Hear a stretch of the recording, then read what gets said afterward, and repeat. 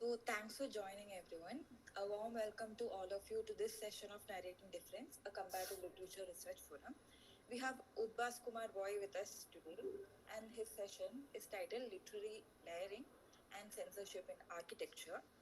Before we get started, I'd like to share a bit about the history of this research forum. The students of the Department of Comparative Literature and India Studies at the English and Foreign Languages University, Hyderabad, have been organizing research forums regularly. Since its inception in 2018, the student led initiative provides an academic space for dialogue, exchange, and critical reflection, bringing together scholars from diverse disciplines and research interests. The research forum, now named Narrating Difference, continues to strive in its efforts to invite and host people across disciplines, borders, and perspectives. We are very grateful to have Udbhas with us today. Before we begin, I would like to inform you all that this session is being recorded and will be uploaded to the Narrating Difference YouTube channel. I'd also like to inform you that we will put up a Google form pinned in the comments for those of you who wish to join the mailing list. So, Udbhas Kumar Bhoi is a postgraduate student of comparative literature at the English and Foreign Languages University, Hyderabad. He completed his Bachelor of Arts in English, and his research interests include arts and aesthetics, architecture, and eco-criticism. We welcome you, Udbhas. You can start your talk now. I request everyone to please keep your microphones muted during the talk. Thank you. Good evening, everyone. Today, I'll be presenting on literary layering and censorship in architecture.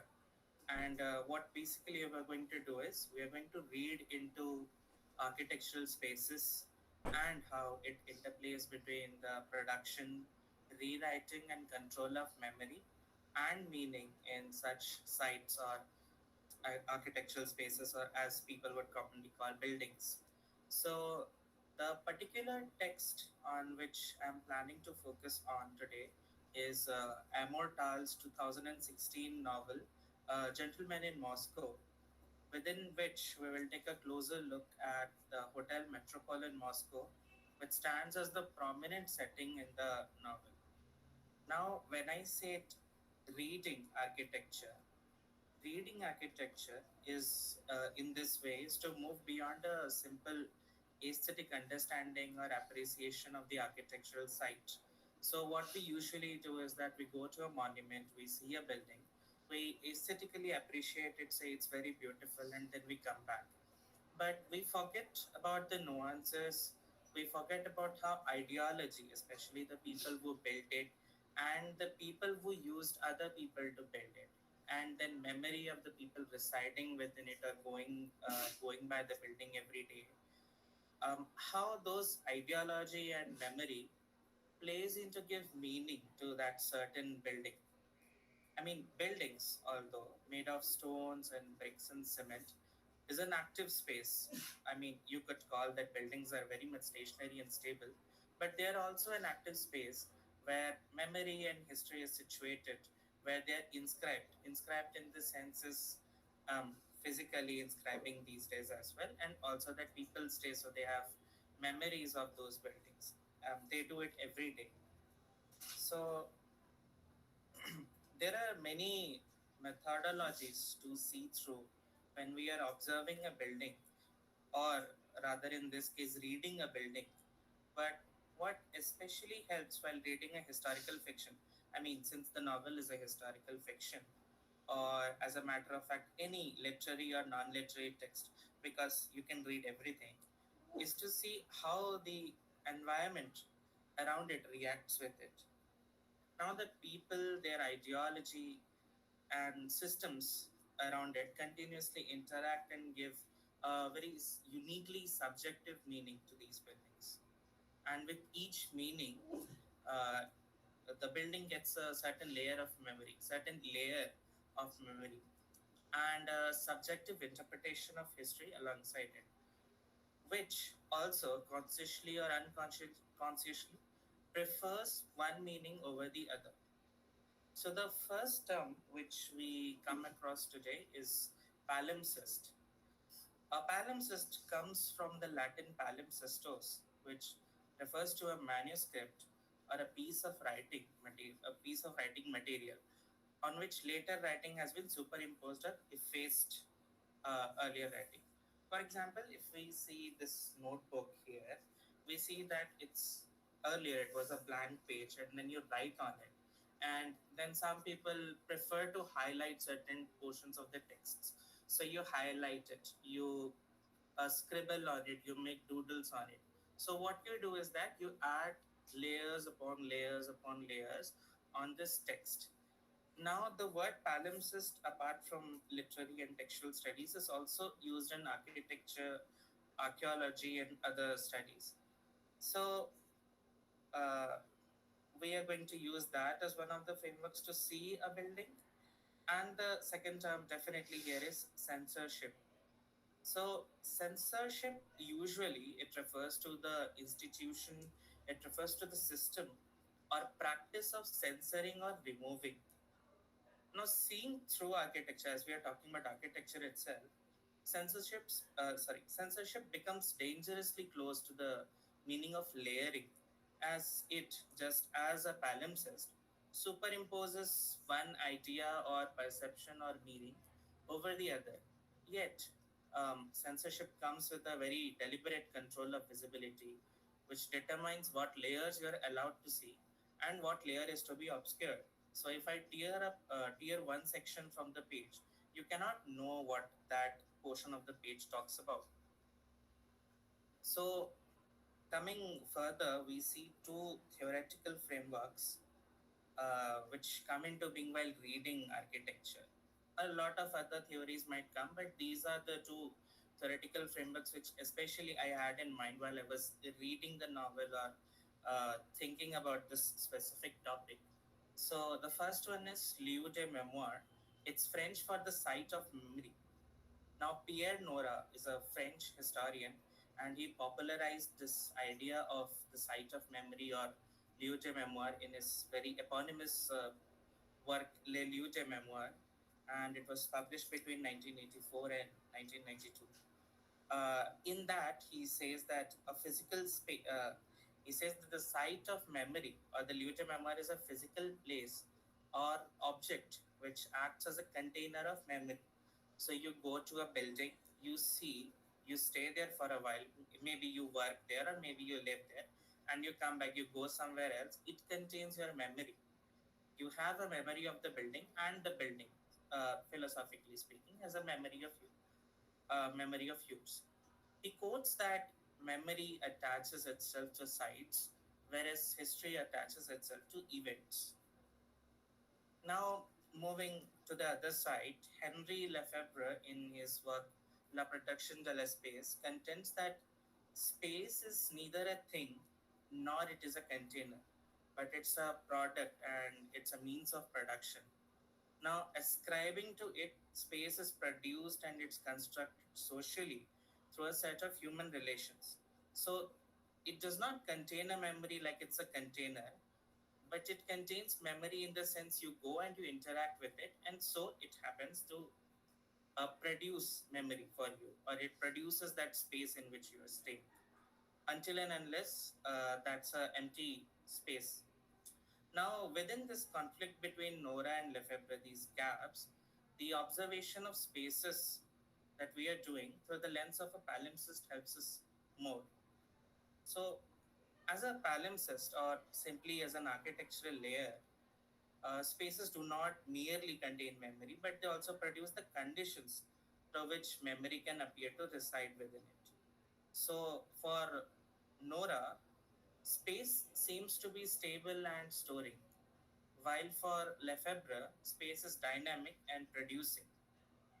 The palimpsest bridges these positions by showing that what appears as stored memory is in fact the effect of layered spatial production, where multiple memories actually come together and they give a meaning to a building.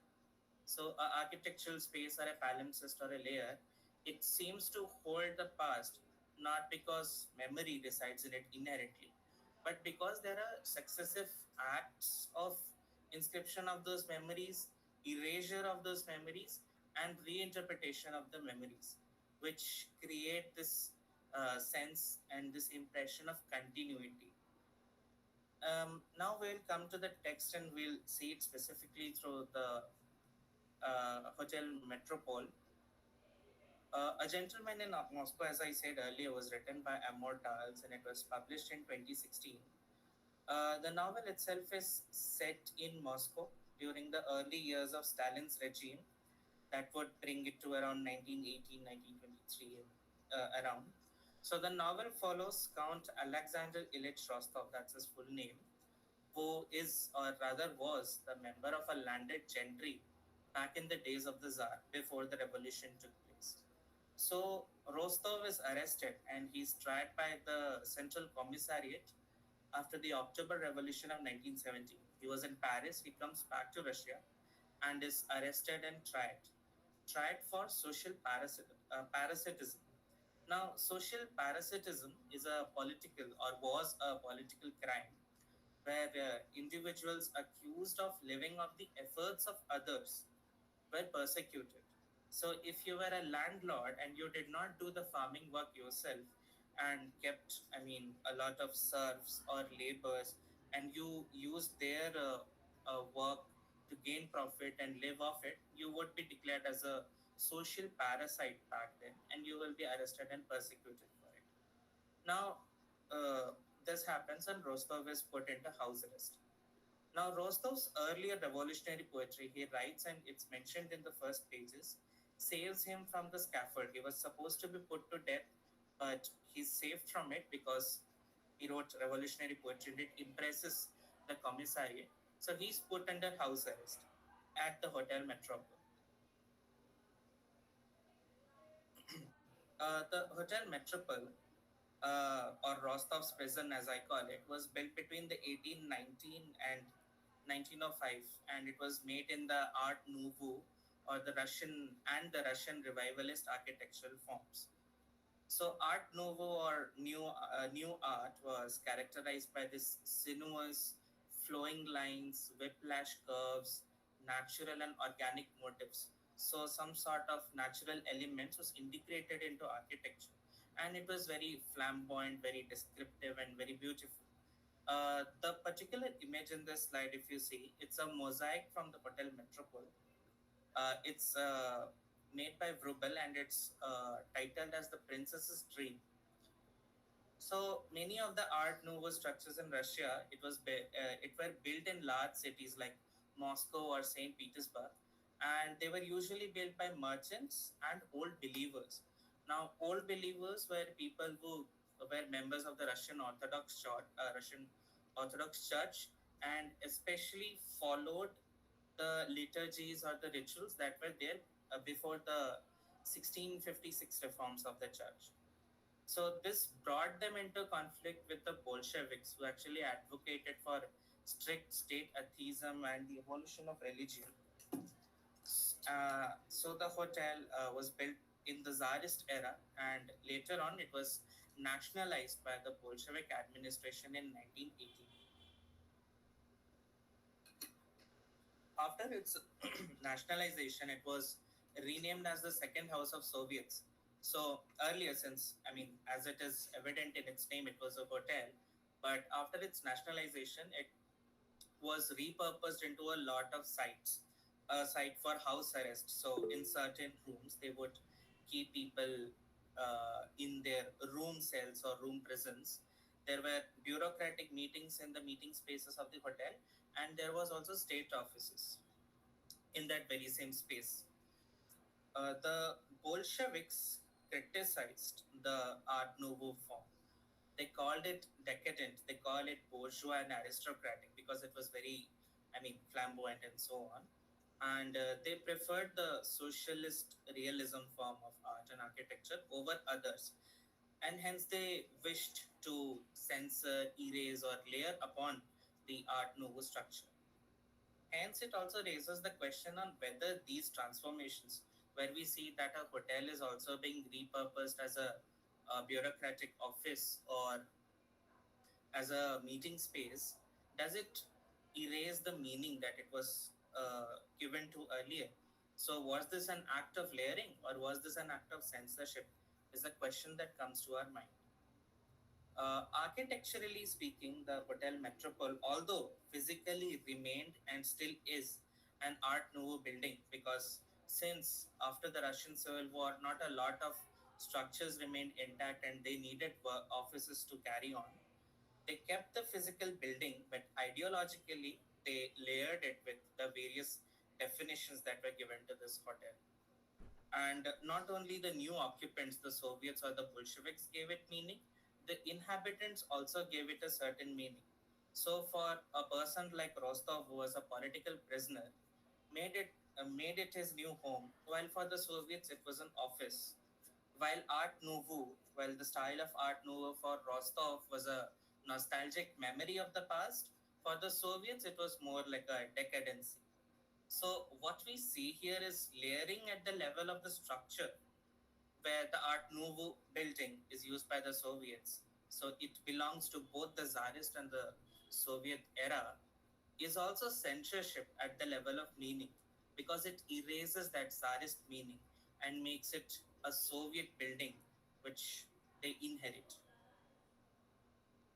Layering further refers to this accumulation of histories and memories over time, where we see new systems and meanings are added onto these existing spaces. However, this process is not neutral. As discussed earlier, it's a very thin line between layering and censorship. So, layering commits a silent violence, and it creates a center and a periphery of its own. So, what it does, it peripheralizes the older or ideologically decadent layers, while it creates an illusion of continuity and keeps on producing new meanings. And it keeps on producing what appears to us a very coherent memory in this case, or a national memory here, which reflects the fall, obviously, the fall of the Tsarist autocracy and the takeover by the Bolsheviks, while it erases the whole continued struggle that happened during the period, the Civil War, amidst the historical chain of events. Now, censorship. So, this is the cathedral of the Cathedral of Christ the Savior, and it was demolished. So, as I said, not a lot of structures remained intact. So, they kept structures they could use for themselves, like Hotel Metropole. They demolished the other structures, like the Cathedral of Christ the Savior, and they intended to make the Palace of Soviets, which they could not make due to the Second World War, and instead made a pool. So we see that censorship, this is also a sort of, not a sort of, this is definitely a sort of censorship of religion that was taking place in Soviet Russia, and we could definitely use it to observe contemporary history. So it determines censorship, it basically determines which histories or which memories are made visible and which remain or are muted, which are reframed, which are erased. And this process essentially contributes to the collective or national memory, contributes to the production of the collective or national memory, where certain pasts are foregrounded while others are marginalized.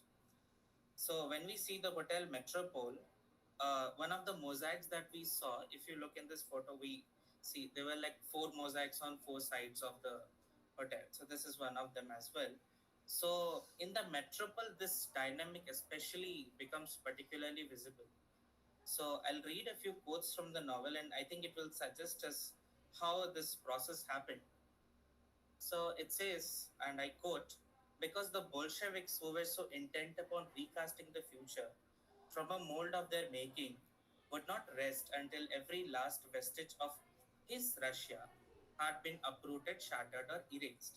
So we see here two Russias.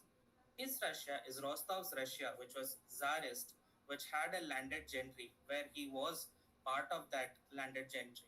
And the second Russia is a Bolshevik Russia.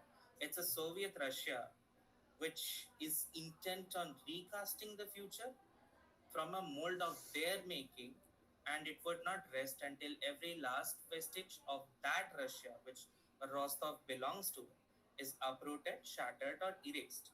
So we see here that the collective memory or the national memory of Russia is recasted. So the Tsarist Russia is being replaced by the Soviet Russia. The second quote is, besides with half the rooms on the second floor temporarily commanded by the Bolsheviks for the tireless typing of directives, at least on the sixth floor, a man could hear himself think. So Towels was, no, sorry, not Towels. Rostov was put on house arrest in the sixth floor, and there was a office that was being occupied. Sorry, the Bolsheviks occupied an office on the second floor where they were typing directives. So as you can see, there are multiple layers to it.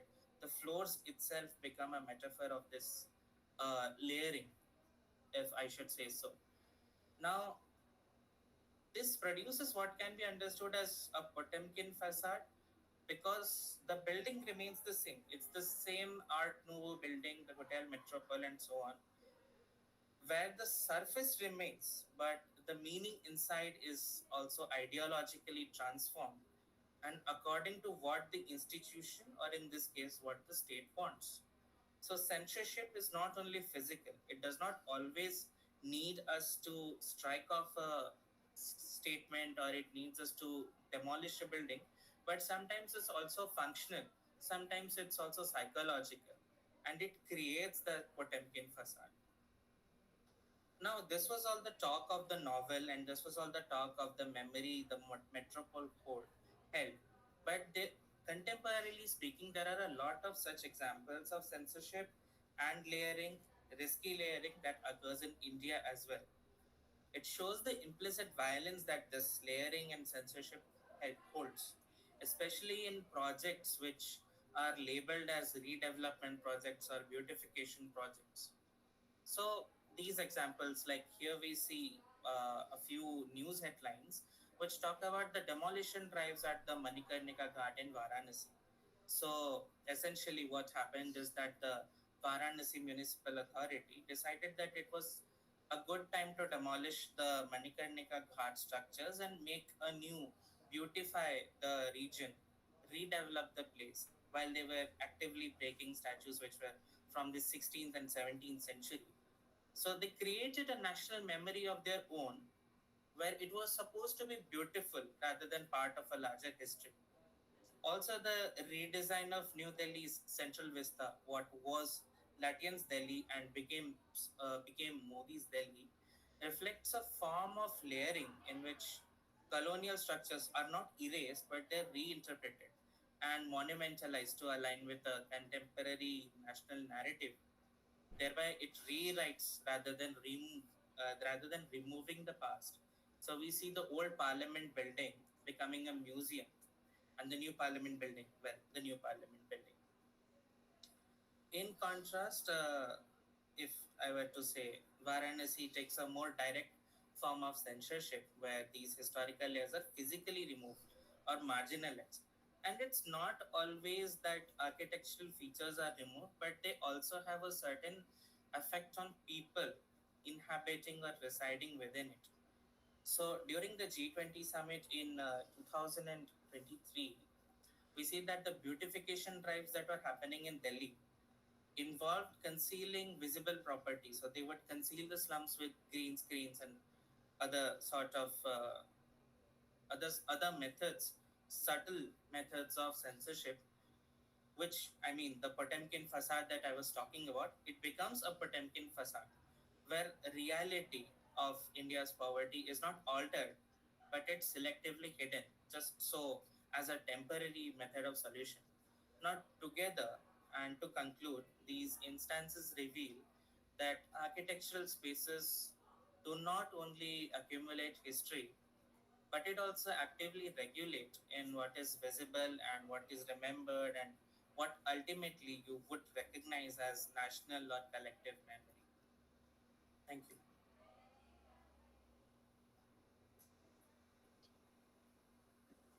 Thank you so much, Udbhas, for your talk. We'll now open the floor for questions. Please raise your hands if you'd like to speak, or you could type out the questions in the chat.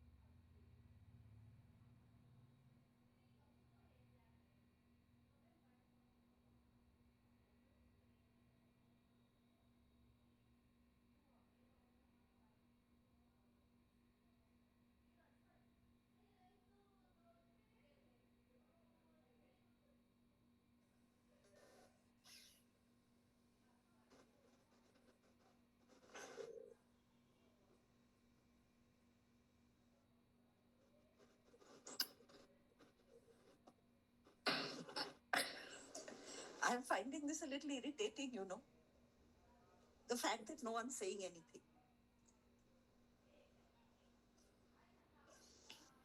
I was expecting a few questions. At least that also you could have said, yeah.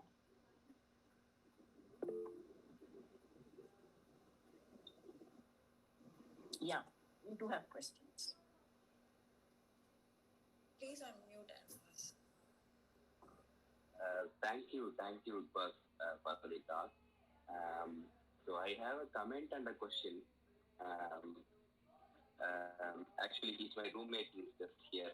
so, um, uh, so the comment is, I was also reminded of this Herman D. Serpius book. I'm sorry if I'm pronouncing the name wrong, called Practice of Everyday Life, where he discusses about how in sociology, we don't take everyday practice very seriously, and the way that we navigate buildings and spaces every day is very different from how institutions kind of look at them. I mean, what he calls strategies and tactics and so on. So I was reminded of that. And two, I also wanted to ask you a question, which is, are meanings of buildings fixed, or are they, a floating kind of signifiers? Because maybe a building is built for a particular purpose, but then the purpose is constantly kind of questioned, changed, and so on.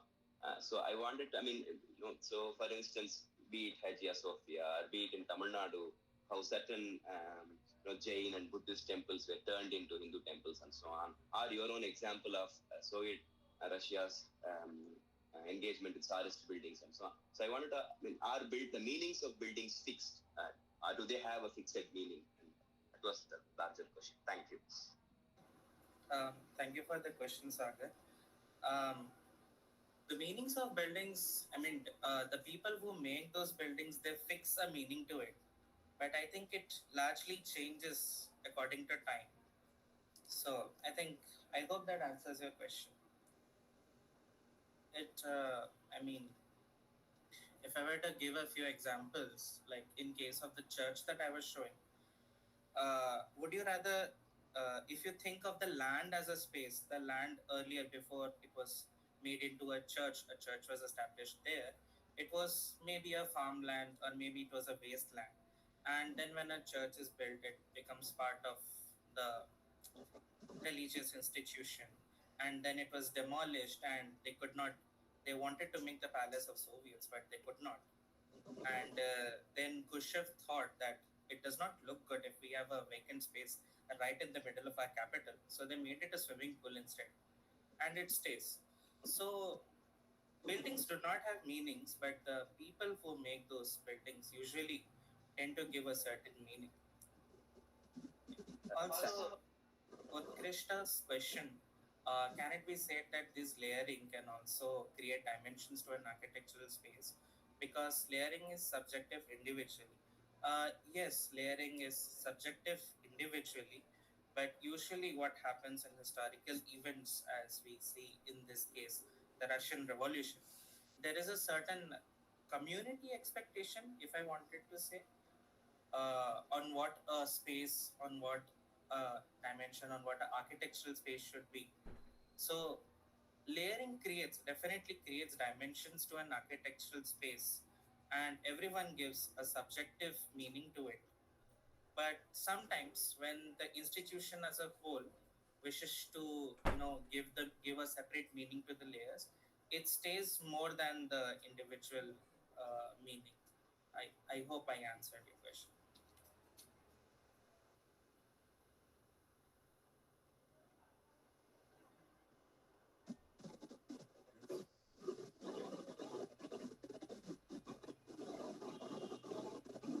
So, would you say that, like, there is some kind of a conflict always between institutional and individual meaning to a building? And one thing which, uh, I think you could address from the first question is that we read and navigate buildings and space functionally, taken in the context of the question and in the context of what all we, I mean, you also gave a very scientific and, if I may say so, a clever answer when you said that, buildings function according to time. So then I wanted to ask you, how does time, what does time have to do? What's the relation between building and time? So that's also a question. Yes, it reminds me of Qutub Shahi, in fact, is that earlier it was a space for cemeteries. I mean, not cemetery, but necropolis, as white people call it. It's a tomb, but then it becomes a heritage park. It becomes an archaeological park. So, time and institutions. I think you said it earlier. Time and institution definitely do affect what a space or a architectural layer would mean. But yeah, largely it stays on with how the institution and how individuals as a community give meaning to that space.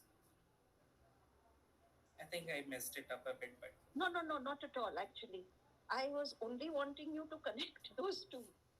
That time is nothing of itself without individuals or a community who use a space for some function and then institutionalize either that function or some other one. So time is what we are doing, right? Or what we are thinking. It doesn't exist like, sorry to, say the same thing over and over again, but it doesn't exist like an object. Is what you mean, I think. Only you didn't make the connection, I think. Am I right to think like that? yes, That this is what you mean? yes.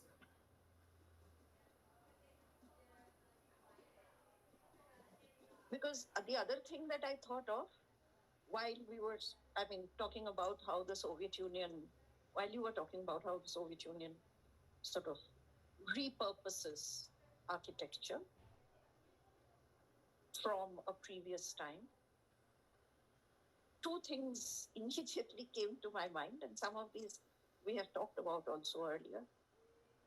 That there's one particular Buddhist monastery. Actually, they call Buddhist monasteries temples in China.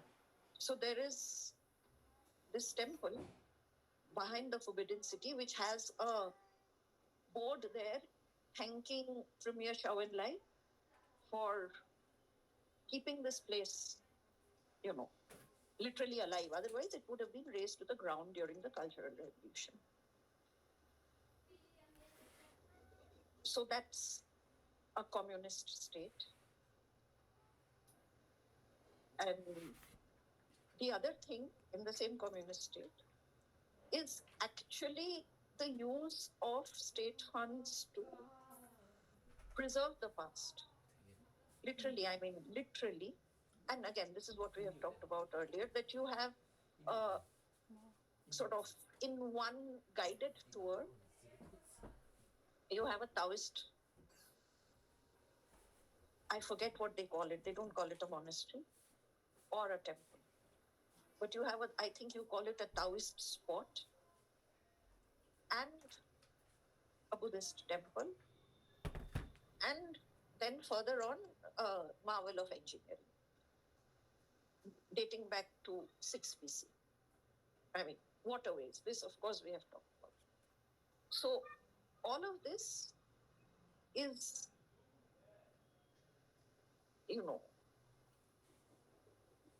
financially and I think intellectually also preserved by state funds. And not only preserved, advertised worldwide. So, you fashion a for a particular space. For a particular purpose, sorry, not space. For a particular purpose, and then, as you said, human beings repurpose it. And literally that forms time. So, technically we are thinking about the same ideology in both the places. And that is also to say that human beings repurpose ideology as well, in terms of space or in terms of any other thing. But Ishita has a question. Ishita has two questions. I'll read it out for you. Should societies preserve all historical layers of buildings? Why or why not? And the second question is, if architectural meaning is shaped by people and time rather than permanence, can abandoned or temporary structures still become culturally significant, especially within diasporic contexts? Um, should societies preserve all historical layers of buildings? I mean, yes. Why? Because I feel like it's very important for us to know what is happening in history. And if it's a particularly bad thing that happened in history, I think we should keep it remembered. We should remember it and not to repeat it again. And when we talk about the preservation of all historical layers of building, we do not always know if all the historical layers of the building are there or not. But yeah, if you ask me, if you give me a building and ask whether I should preserve all historical layers of this building, I would gladly do it because I mean it's important on a historical, I mean, it's important in a social and cultural aspect as well. And the second question, if architectural meaning is shaped by people and time rather than permanence, can abandoned or temporary structures still become culturally significant, especially within diasporic contexts? Before going into diasporic contexts, sometimes it's not even important for the structure to be there.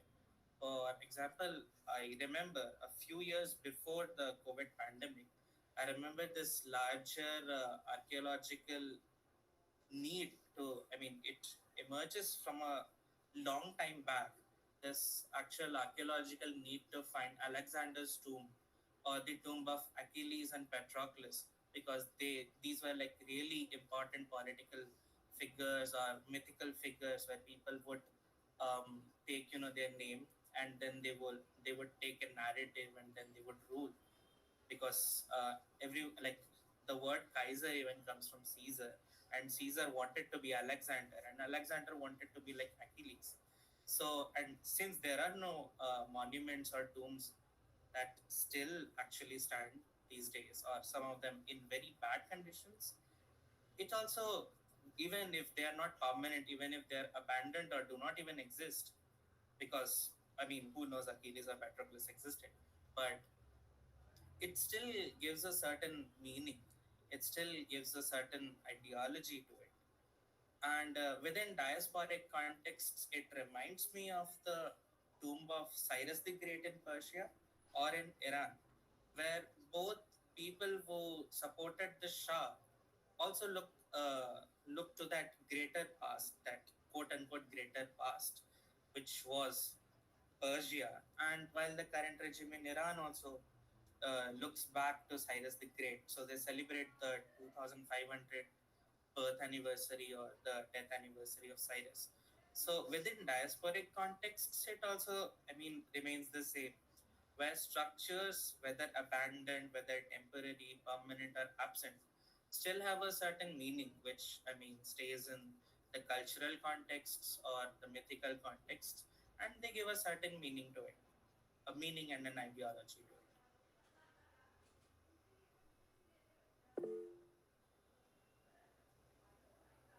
Yes, Satish, please ask. Yeah. Hi, Udbhas. How are you? Hello, sir, I'm fine. I'm good. I'm good. So, what I was also thinking about, and I know that I think Graham Harman was mentioned a little earlier, and now what I see in your work, I think is something slightly different from this turn towards what over the past, I guess now what 20 odd years has been described as object oriented ontology. Now, even these folks, I don't think, at least that's my understanding of it, I don't think that they're saying that objects exist or things exist in the world as things in and of themselves. And I think that it becomes useful to then differentiate between the idea of space and the idea of objects or constructed things.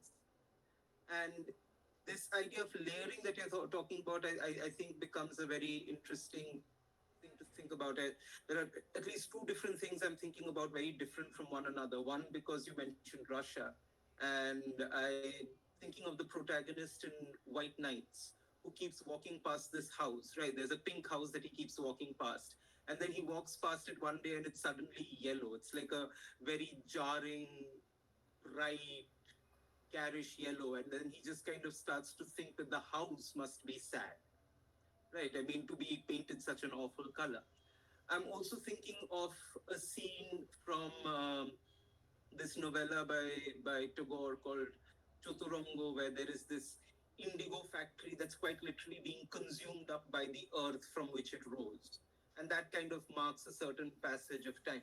And there are all of these examples. So these objects do exist in time, and by existing in time, they exist in our temporalities as people who are in the world and associated with these objects. Right? There's this beautiful scene in it was translated as A Village Divided, Rahima Sumreza's Adha Gaon, where this whole scene is set up from the ruins on the banks of the river and how the river has been a witness to time.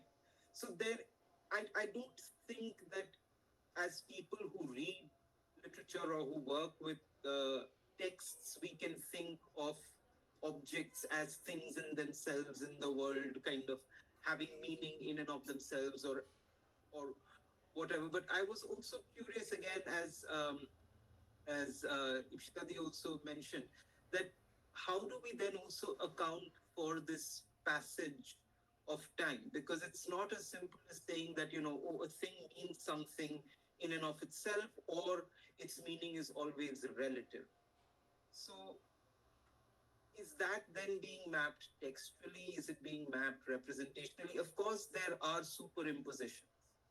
And of course, those superimpositions are often ideological. Spaces that were once designated as gathering spaces for protest or for demonstrations of any kind, or even celebrations of any kind, are becoming spaces that are no longer safe for those purposes. So, of course, this layering happens. But what do we do with this sort of accumulation of meaning? Because you started with that idea of the palimpsest, and what happens is you write on a piece of paper, and then of course parchment was scarce, so that parchment would be bleached and people would write on it again. And over time, as the bleach would fade, as the parchment would start to oxidize again, the underlying writing would start to emerge. So it does then get to a point where it becomes illegible. And in a certain sense, I think we are kind of approaching that point where through all of these layerings, a sense of past is becoming illegible. So I was wondering how you think of this idea of illegibility as well when you're thinking of layering of all of these meanings upon space.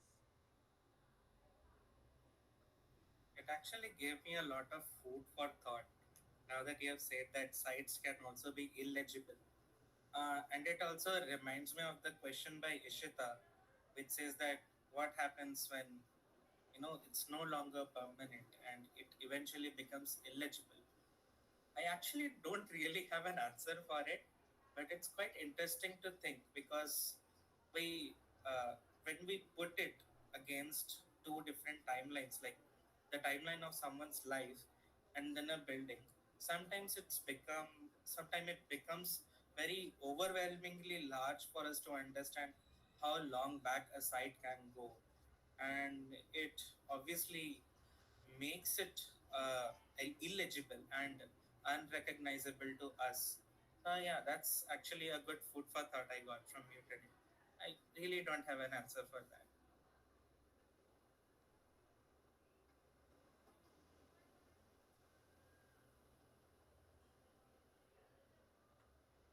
Prachi has asked a question. If we think about vandalism on architectural sites, for example, scribbling and spray painting the historical structures, does vandalism also add a significant layer to the building? Or should preserving a building mean removing them? I think personally that it should not be removed because it obviously gives a very significant layer to the building. Because why are you spray painting a historical structure is the first question that comes. So, if you're spray painting the Berlin Wall, does it mean that you are just a vandal, or are you resisting against that very structures that these represent? So, it definitely adds a significant layer to the building on why this is happening and why is that specific building being targeted.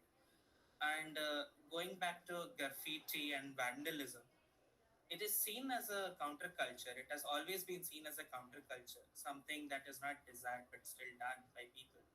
So we know all about culture, but I think counterculture also plays a very important role in giving meaning to the society, giving meaning to a building in this case. So yeah, I think it does add a significant layer to the building. And by preserving a building, it absolutely does not mean removing them because portions of the Berlin Wall still have the graffiti, and it adds a certain sense of meaning to it. On why would people do that? I mean, we should always ask questions whenever we are seeing everything, and not just judge. So yeah,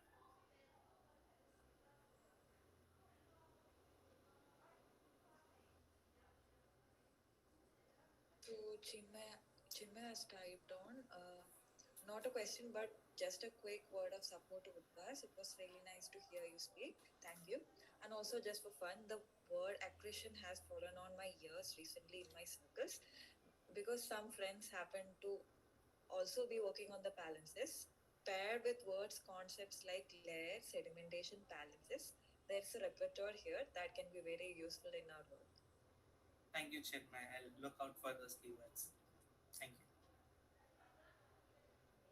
If anyone has a question, you're welcome to jump in whenever you're ready. Please feel free to unmute yourself. Ipshita ma'am has asked if is repertoire also a word? Maybe. I don't think Udbhas is the only person who should feel responsible to answer that. Huh? I mean, anyone can.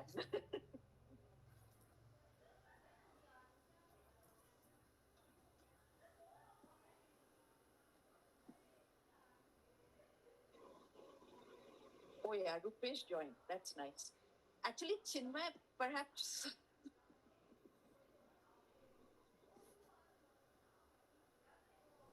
Chinmay, are you there?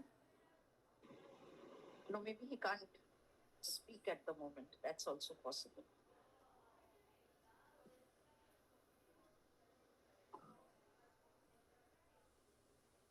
Yeah, he can't speak. He can't.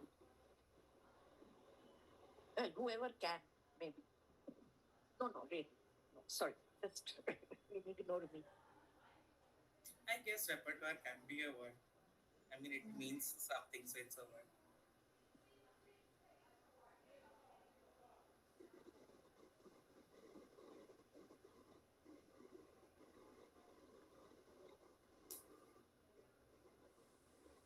I was hoping you would say that it does something. It can't become of itself, no? Yeah. Yeah, a word has to do something. Yeah. Not all words will do something. Some words will name things. That's true. Yes, ma'am. Like an archive, perhaps. No, that also does something, I guess. Proper nouns, maybe. Yeah.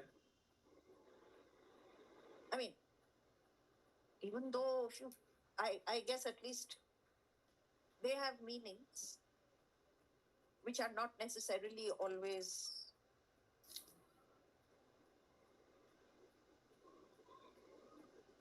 objects. Anyway, that I was more tongue in cheek in the sense that that's a question that is asked of research and researchers all the time these days. What is your archive? Oh, that one. Yes, that one. Oh. In which case, I don't think it does very much other than just being.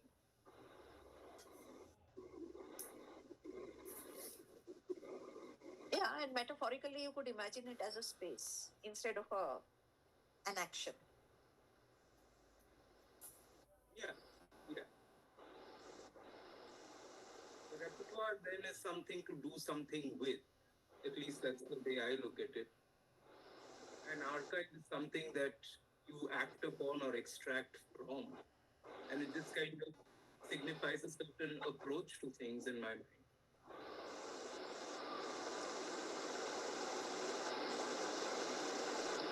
Chinmay can't speak, so we can't ask him. Yes, we can't ask Chinmay. Chinmay did laugh though. Chinmay, he could write. And he Anyway, did laugh. So he did laugh. he did. Yes. Oh.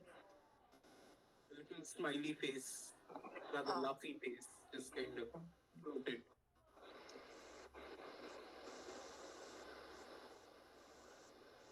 Yeah, let's stop rambling, yeah.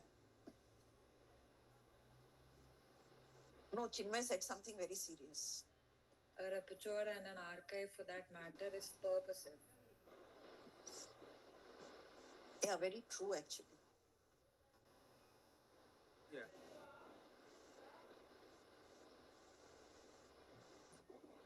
Do we have any more questions?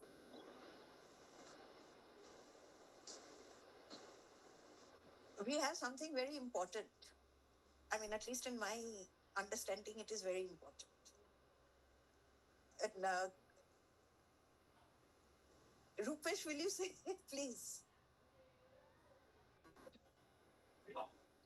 Yeah, can we see you also? Yeah, ma'am. You didn't I hear was us walking, at all, but you only heard us rambling, but it is a very important occasion. So I sort of want you to please show yourself and speak. And Udbhas, we'd like to see you also. This is a ritual happening over here. Huh? This is the first time it's happening. So it's a very important occasion. Yeah, go ahead. Yeah, ma'am, I didn't get you. What am I supposed to speak? I'm also unfamiliar of the ritual here. No, it's... But then I'm very happy to see Udbhas. Yeah, she was a student. This is really wonderful. Thank Yeah, you. but I actually missed your session, Udbhas. Yeah. No, Rupesh didn't say the whole thing. Actually, this forum was started by... I mean, Shiva was one of the people who was amongst Yes. the people who started this forum, and Rupesh, of course, was another. And Udbhas is Shiva's student, so this is the first time that this is happening. And That's yeah. actually a little bit overwhelming to know. Yeah, we are all very overwhelmed actually, and Udbhas's parents are also here. So thank you. And ma'am has been telling that Shiva's student will be speaking soon in the next session, and it is really wonderful to see you, Udbhas. But it's so unfortunate that I missed your talk. I'll try to do it again sometime. Probably on a different we'll talk to you. Yeah. Yes. And Shiva is not joined, ma'am. I don't know whether he invited... I mean, Shiva is in the group all right, but whether Udbhas invited him or not, we don't know. Okay. No, we could have told everybody, but I mean, somebody had to be there anyway. Thank you so much. Yeah.